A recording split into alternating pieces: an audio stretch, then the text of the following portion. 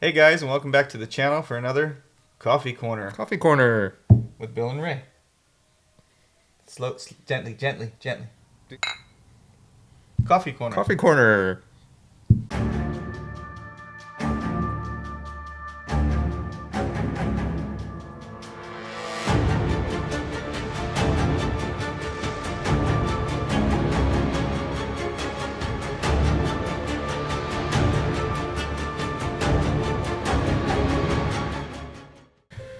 Hey, so what are we talking about today? Today I thought we'd go over our review for Doctor Strange in the Multiverse of Madness. Cool. All right. Well, I just figured we'd go ahead and talk about the movie, what we thought of it. It's obviously going to be full of spoilers.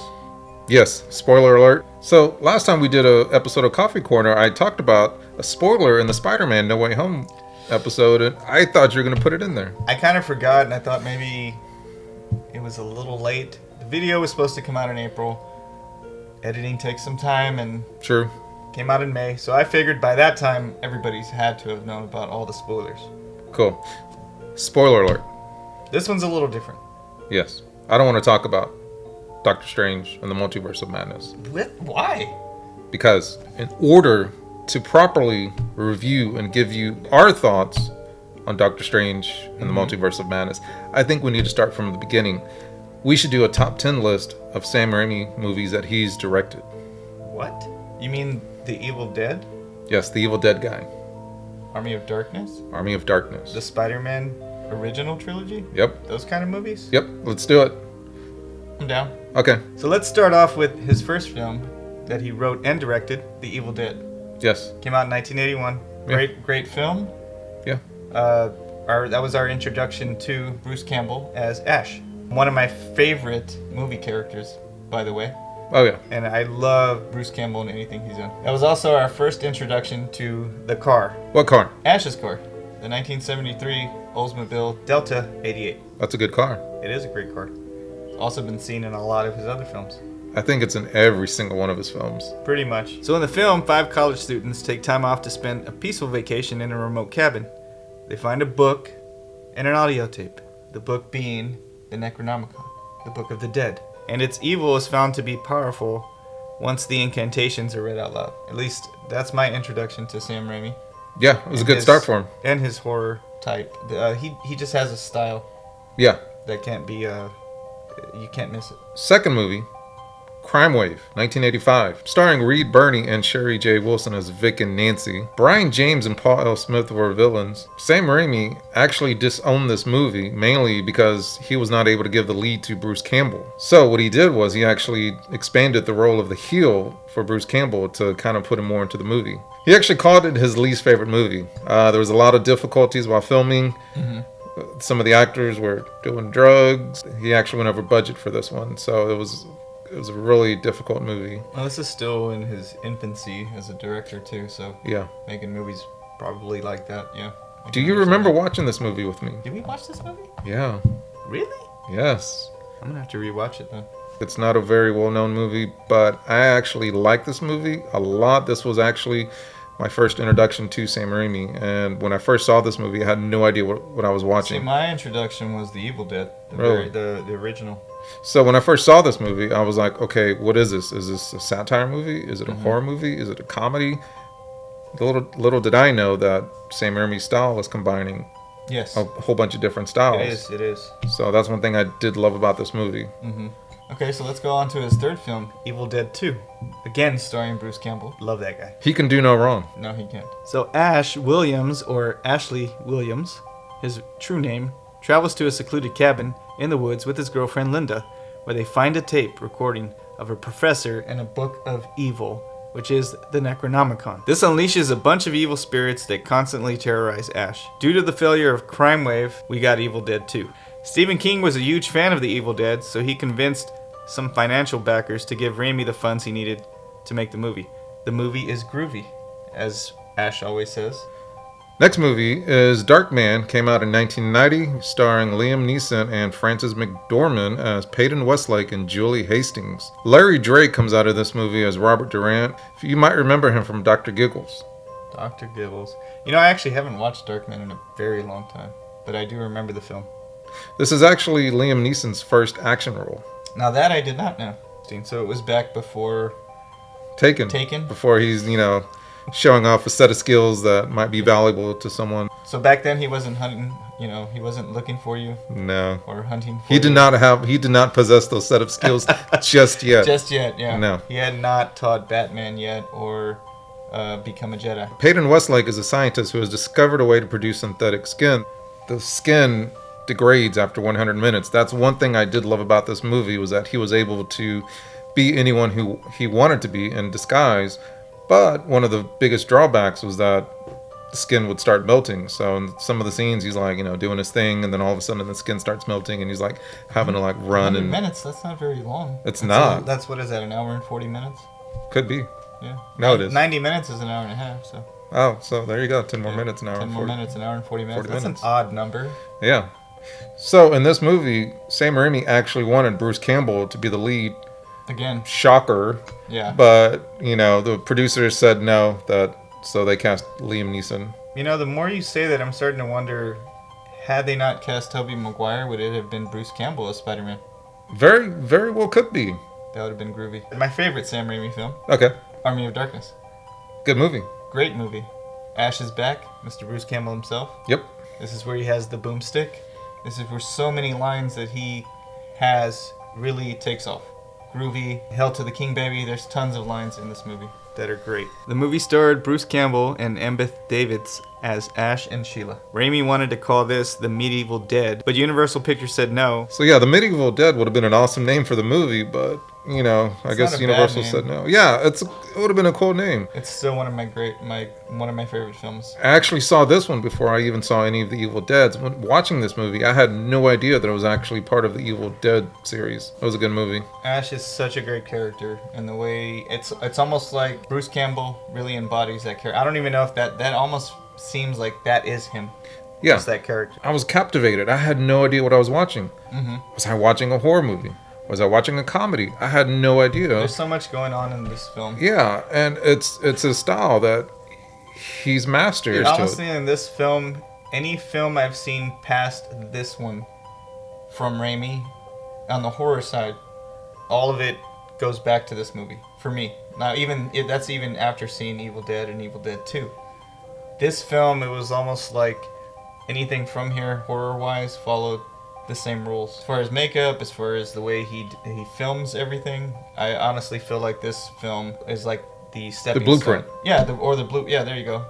This film is the blueprint for anything further, because watching Doctor Strange and the Multiverse of Madness, and I know we're going to get there soon, but that movie took me back to this movie.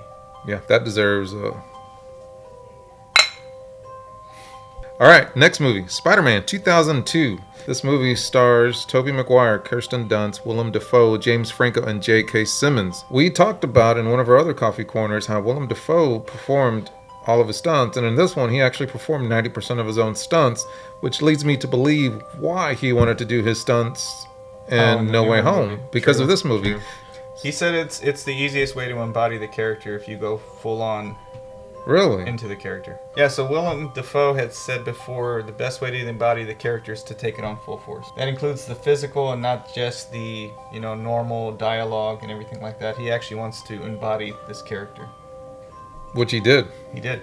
In both films. Yeah. So another great thing about this film, which may possibly have one of the greatest lines ever spoken, is with great power comes great responsibility. That part was great to see finally come on film. Yeah. Actually be on film. I've seen it plenty of times in the comics. Every time they have to retell the story of Spider-Man in any version that there's been. So the line itself is great, but it's the delivery by Uncle Ben, who was played by Cliff Robertson. Yes, he did a great job on that film. Every time he says that line, it doesn't matter how many times I've seen it. It still hits you. Yeah. So of course you can't have a Sam Raimi movie without a Bruce Campbell appearance. Of course, yes. So in this one, he is the ring announcer. The ring announcer for the wrestling match. Yes. That he's trying to win money for. Yep. Great part for him. Yep. He's actually the one that calls him the Amazing Spider-Man. Yeah. Yeah. What was it? The first name he went with? The Human Spider. The Human Spider. What a horrible name. Yeah. Stupid name, but thanks to Bruce Campbell, he gave him Spider-Man. the Amazing Spider-Man. Yes. Thank you, Bruce Campbell. Thank you, Bruce Campbell. Okay. My second favorite Sam Raimi film is actually Spider-Man 2, Okay. which came out in 2004. Spider-Man 2 starred Tobey Maguire, Kirsten Dunst, James Franco, and J.K. Simmons all returning for their roles, with the new exception of Alfred Molina as Doc Ock. So Bruce Campbell again makes another appearance. Of course, a Sam Raimi movie, you gotta have Bruce Campbell. So Bruce Campbell once again makes a return as he plays an usher at the same theater Mary Jane is at, as we see a helpless Peter try to get in, and Bruce Campbell, in comedic fashion, doesn't let him in. Yeah, that was cold. Great scene, though. Yeah, it's a great scene. So this movie takes place 2 years after the first film. Peter's life is falling apart. The girl he loves is engaged to someone else. His grades are slipping. He can't keep any jobs. So yeah, this is one of the things that we talked about in the first episode of Coffee Corner about Spider-Man. Yeah, Stan Lee always did a great job with the Marvel characters and bringing them more down to earth. So one of the greatest scenes in this film is going to be the train fight with Doc Ock. Yes. And you can tell that Peter's learned his abilities and he's come a long way. My favorite part is when he saves everyone on the train and his mask burns off and they're just like, it's just a kid. Oh yeah, he's just a kid. No older than my son. Yeah. Yeah. The only part I thought was cheesy when the two kids show up and they're like, "We found something." I didn't like that part. I didn't like it either. I thought it was kind of cheesy. Why I gotta ruin that scene? I don't know. One thing I want to point out about this movie, Sam Raimi kind of went Sam Raimi on us with this movie. He did. Hospital scene. Yeah, the hospital That scene scares me, dude. That is a terrifying one. It is. Yeah. It looks like Otto Octavius has no idea that he's on the table Yeah. being operated on, but the hands are going crazy and like... The hands are doing what they want to do. Do you remember the nails? Yes. When the lady's like nails are like basically coming off on... Scratching up the floor. Oh my gosh, yeah. yes. It gives me chills watching that scene. It's scary. It is a bit scary. Yeah. Okay, next movie, Drag Me to Hell, 2009. Whoa. What? What about Spider-Man 3? Drag Me to Hell, 2009, written by Sam and Ivan Raimi. Stars Allison Lohman and Justin Long. The Mac guy. Do you remember that? The Mac guy. Yeah, I'm a Mac. I'm a PC. Oh, that's true. Yeah. Christine Brown, a loan officer at the bank, refuses a time extension on a loan to an old woman, Mrs. Ganush, who now faces foreclosure and the loss of her house. In retaliation, the old woman places a curse on her, which she then learns will result in her being taken to hell in a few days' time. One of the great things about this movie is Mrs. Ganush, played by Lorna Raver. She scared the crap out of me. Yeah, she was terrifying. A lot of times I jumped at the movie, but it was mainly because of the sound. I wasn't expecting that so loud. Sam Raimi actually went in a slightly different direction with this movie, which I really appreciated. It was scary, but it wasn't Sam Raimi scary, if that makes any sense. It wasn't his normal visual scariness. Yeah. It was all sound. Yeah. It was a whole different way of filming that he did. And the most terrifying part to me was honestly the last scene, when she's actually taken, Getting dragged. and Justin Long sitting there staring Yeah. and seeing that happen to her. I think because he didn't believe her. Movie still gives me the heebie-jeebies. I still have trouble watching it. I know I'm a grown man, but scary movies still are... I think I've only seen it maybe 3 times. I've seen it twice because it scares me that much. Yeah, I have a hard time watching it. It's a difficult movie to watch, but it's Yeah. still a great film. It is. So, let's move on. Okay. So the next film on the list is Oz the Great and Powerful. That came out in 2013. Yep. Unfortunately, you're going to have to help me with this one because I had not seen that film. All right. Movie stars James Franco, Michelle Williams, Rachel Weisz, and Mila Kunis. Prequel to The Wizard of Oz. It's based on the novel from L. Frank Baum. You seriously should watch this movie just on the special effects alone. So it's a prequel to the original Wizard of Oz. Yes. Even though it's a different company, they couldn't use a lot of the same things, like the ruby red slippers, the skin color of the evil witch had to be changed. So one of the great things about this movie is actually James Franco and Mila Kunis. They do extremely well in their roles. Mila Kunis is actually the Wicked Witch, and the way she portrays her, I mean, you really kind of feel for her. And that's what I like about this movie, is that you kind of sympathize with her character. Not so much like the first movie. Yeah, exactly. So definitely, I think it's worth a watch. If you have time, check it out. I'll definitely have to check this one out. Hey, so I would like to apologize. Earlier you were asking me if we're going to talk about Spider-Man 3, and I just kind of blew you off. I can see why, though. Yeah, it's not my favorite film. I don't think it's anyone's favorite film, dude. I don't think so. It's not part of our top 10, but we're going to go ahead and put Spider-Man 3 in there as an honorable mention. So Spider-Man 3 actually came out in 2007. Back to reprise their roles is Tobey Maguire, Kirsten Dunst, and James Franco. We also get introduced to Topher Grace, Thomas Hayden Church, and Bryce Dallas Howard. So I have a few issues with this film. Okay.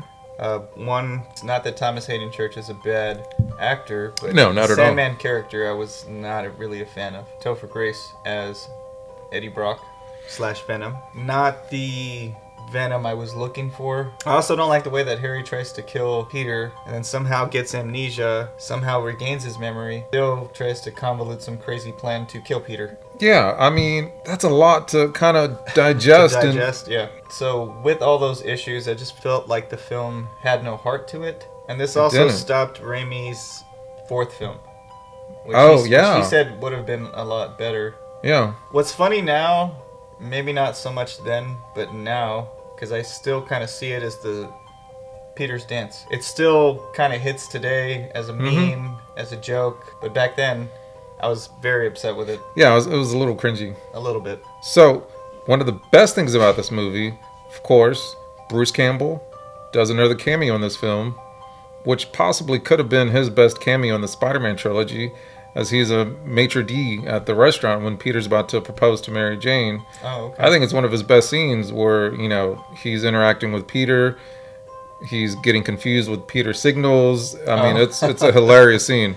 Yeah. So I think, in my opinion, that might have been his best cameo appearance versus him being the ringside announcer and the usher at the theater. Yeah. So I actually like this cameo of him. And now the moment we've all been waiting for. Doctor Strange, the Multiverse of Madness. Obviously, they came out in 2022. Great film. So we talked about it earlier about how I assumed that it was going to be right after the spell that Doctor Strange did in No Way Home.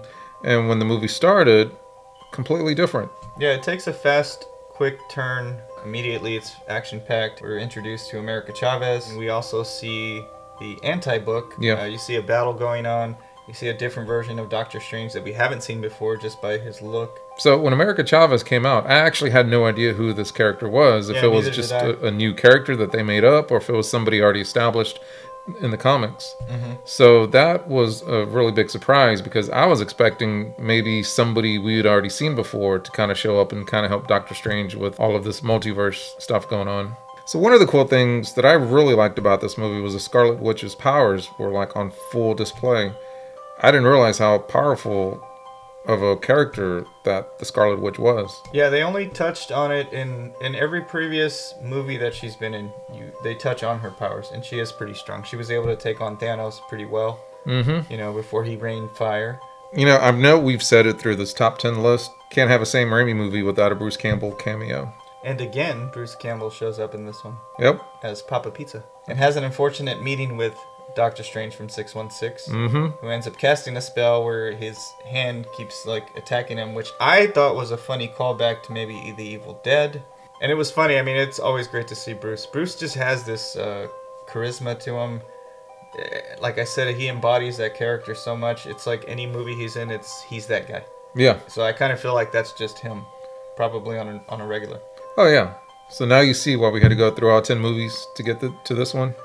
Yes, I can understand that now. Thank you. There was a lot of Sam Raimi on display in this film. So what about the superhero cameos? What'd you think of those? Superhero cameos are great. I was not expecting to see Mr. Fantastic. Oh, yeah. So there was a lot of talk about John Krasinski, Jim Halpert. Yep. Showing up as Mr. Fantastic. That was a fan nod. Definitely. And from what I've researched, Kevin Feige actually was the one that's told Sam Raimi, hey, we're going to use John Krasinski. Nice. Because the fans have been asking for it. So he thought it would be funny to bring him in and then kill him off. Yeah, that was brutal. It was like a, here's your present, and then now I'm going to rip it apart. There is one thing with this film, if we're going to go into the superhero cameos, that I did not quite agree with. The fate of Professor X. So Professor X is supposed to be, and I know he's not the most powerful mutant when it comes to telepathic powers. That's actually Jean Grey, who becomes the Phoenix. Yeah. Right? But he's still one of the most powerful on the planet with that power, and yet the Scarlet Witch is able to get in his mind and break his neck. You know, we normally agree on everything, but I'm gonna have to disagree with you I on didn't this agree one. with that one. I don't agree with you on that one because he didn't have Cerebro. Cerebro's just for him to be able to find out where all the mutants are at. Or humans on the planet. That's really all it is. This is just me pretending I know what Marvel's about. I just didn't agree with it, and I know, like... Maybe if he had Cerebro, he could have... Well, while watching the film, I actually yelled out... Wait, you literally yelled out? I literally yelled out in the theater. I'm glad I didn't go and see this movie with you. Yeah, and it was not some good words either. Come on! No, it was... What is this? I was like, that's a bunch of BS, basically. But I said it out loud, you know. It's a multiverse. It still didn't make any sense to me. Like, it's a multiverse. Like, I get the scene went great for Raimi style. You know, the way everyone was killed off was just like, what? You know? But like, well, Black Bolt can kill you with one syllable, you know, out of his mouth. One word from his mouth can kill you. What mouth? She's like, what mouth? And I'm like, are you kidding me? So that already, like, turned me off. As soon as I saw that, I'm like, give me a break. I got turned on. I thought that was like a bunch of BS. Then when she was like, okay, so he's telling her to calm down, you know, I have kids, I understand. And she's like, do they have a mother? Is she still alive? Yes, well, one of them will be left. You know, and I understand the whole Wanda thing, like, she's been through a lot. She went off the deep end because of, you know, Vision, her brother, the loss of that. She went through a lot. Did you not watch WandaVision? I did watch WandaVision. I don't think you did. Look, I liked WandaVision, but by the end of it, I was like, wow, like, life wasn't that bad for you. Like, chill out. It was bad. I guess maybe it was. I don't know. I mean, I didn't have a Stark bomb almost kill me, but kill my parents off, or lose my brother to a crazy, raving robot named Ultron, or have Thanos make me kill the person I love and then bring them back so I can watch them die again. I mean, I guess that's pretty traumatic, but... Oh, but not for you? Traumatic to this extent? Yeah. Where she's going to basically say nothing else matters but me finding my kids that I made up. Obviously, she said that there was another universe they were at because she was also dreaming, just as Doctor Strange was dreaming and seeing his other versions of himself in other worlds. So, this just goes to show that we don't always agree on everything. That's true. And there's nothing wrong with that, people. I mean, I still enjoyed the film. At the end of the day, we both enjoyed the film. Are there things that he didn't like that I enjoyed the heck out of? Yeah. So, when Doctor Strange fought Doctor Strange... Yes. I was kind of creeped out with the eye. The eye? I was not expecting that, and then all of a sudden, for the post-credit, our Doctor Strange gets a third eye, and I'm like, whoa. A lot of it has to do with the book. Okay, so since he had come across the Darkhold, that's actually black magic. Since he's already used it, he really tapped into it when he got into his dead body. Okay. To embody that, yeah. So now, that's why he's just walking down the street and all of a sudden, you know, he has a third eye. And that comes from tapping into that dark magic. Let's talk about the post-credit scene. There's two. The first one, Charlize Theron now joining the MCU. She shows up and it's like, wait a second. And then she just basically cuts into the universe. Yeah, she pulls out a switchblade or something. Yeah, and it opens up and it looks like the same location or universe where Dormammu resides. Oh, in the dark universe. Yes. Okay. That's what, when they open it up, you could see all the colors, the way it looked like from the first Doctor Strange, yeah. So the big event that she's trying to stop, I think, is when it's that area where Doctor Strange meets Doctor Strange, where the two universes are colliding. All the buildings are falling apart, water's coming everywhere. That universe, I think that's where they're going to try and stop that from happening. I'm gonna have to take your word for that one, as I have not read that comic book yet. Oh, it's on my list. There, yeah, right. Sure it is. Yeah, sure it is. Right behind Spider-Man and Batman, right? Yeah, exactly. Wait, they're in a comic book together? No. Oh. In the very last post-credit scene, okay, we get to see Bruce Campbell once again. Yeah. Who stops slapping himself and says it's over, you know, and it was just funny to see that scene, even though you had to wait kind of, you know, pretty much through after credits. It was nice to see Bruce Campbell once again and know that he's okay. Mm-hmm. All right, guys, I hope you liked the video. Let us know in the comments below what you thought of all the Sam Raimi films that we discussed, or if there's any other films that you liked that maybe he was involved with. Also, let us know what you thought about Doctor Strange and the Multiverse of Madness, or if you agreed or disagreed with some of the scenes that we talked about that we either agreed on or didn't agree on. Remember that this top 10 list was just our list that we made in no certain order, just going through his films with the honorable mention of Spider-Man 3, which we both did not like. No. Alright guys, and thanks for watching. We'll go ahead and have one more toast to Bruce Campbell, and hope to see you on a future Coffee Corner. Sorry. Let's go. Is that it? Yeah.